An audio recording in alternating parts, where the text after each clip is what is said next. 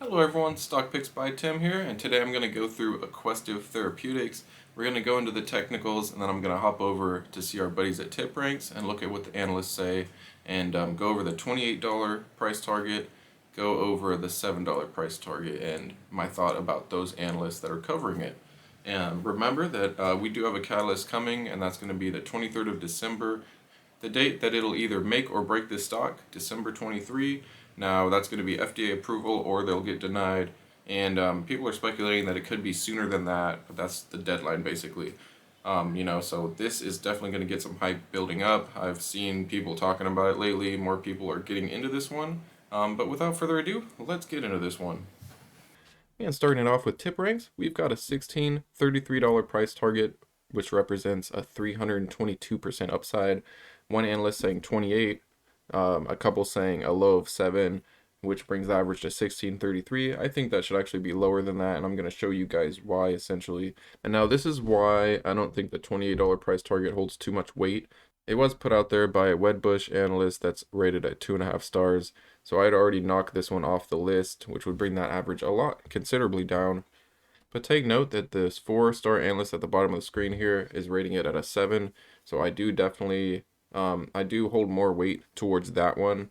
And we've also got one that's just rating it a buy without any actual price target, and he's kind of rated higher on the list as well. But the lower ranked ones are kind of going a little too far in my opinion.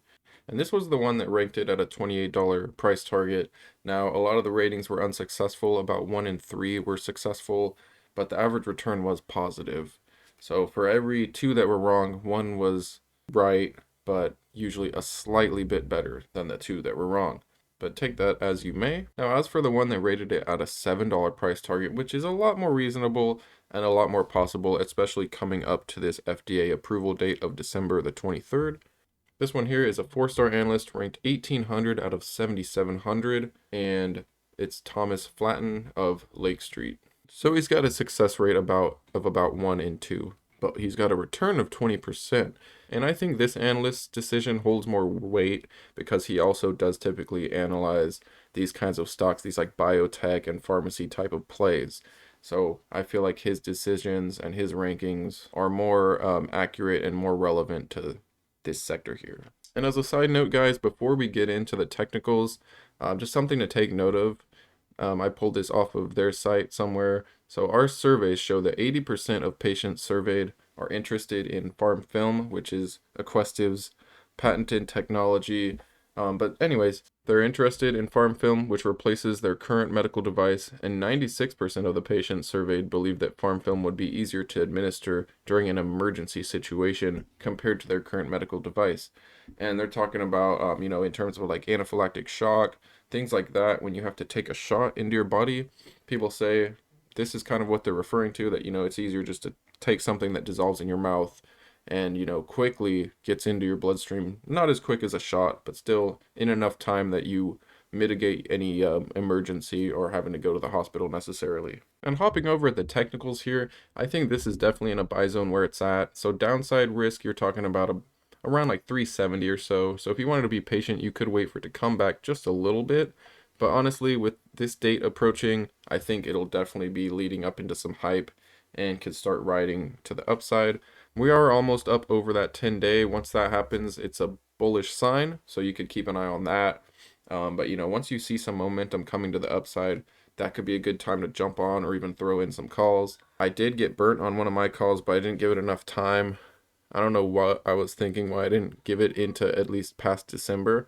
I think it might have just been like the price of the call, and it went down temporarily in price, so I just jumped on it, but then it kept going down.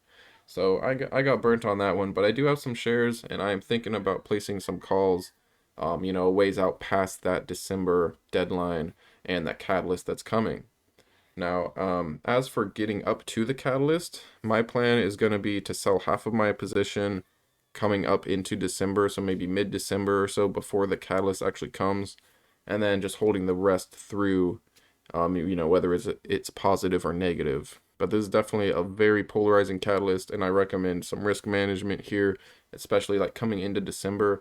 I do see some hype coming with this, especially as news articles start covering this and the FDA deadline coming. But I definitely see people are going to be FOMOing into this one, and that's just my take on it. You know, I could of course be wrong and it could just continue to drop, but I kind of find it unlikely, and I think it will get some hype leading up into December. So we're just a couple months away. I'm getting into this one early. I did notice a lot of people have been talking about this one lately. But yeah, and as for resistance though, real quick before I sign off here, we've got a resistance at really close to the 460. It just has trouble getting to 5 or coming over 5.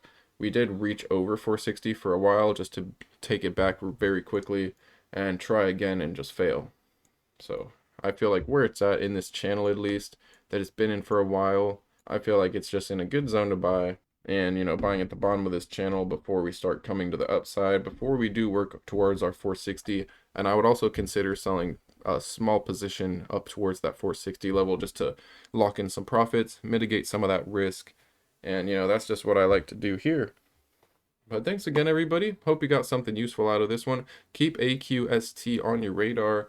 I'm going to be paying a close eye on it and just seeing what people are talking about, seeing kind of the general sentiment on this one. It is an extremely small cap, so any volume is just going to cause this thing to move drastically. So keep that in mind, guys. But thanks again, as always. Hope you guys got something useful out of this, and I will see you on the next one.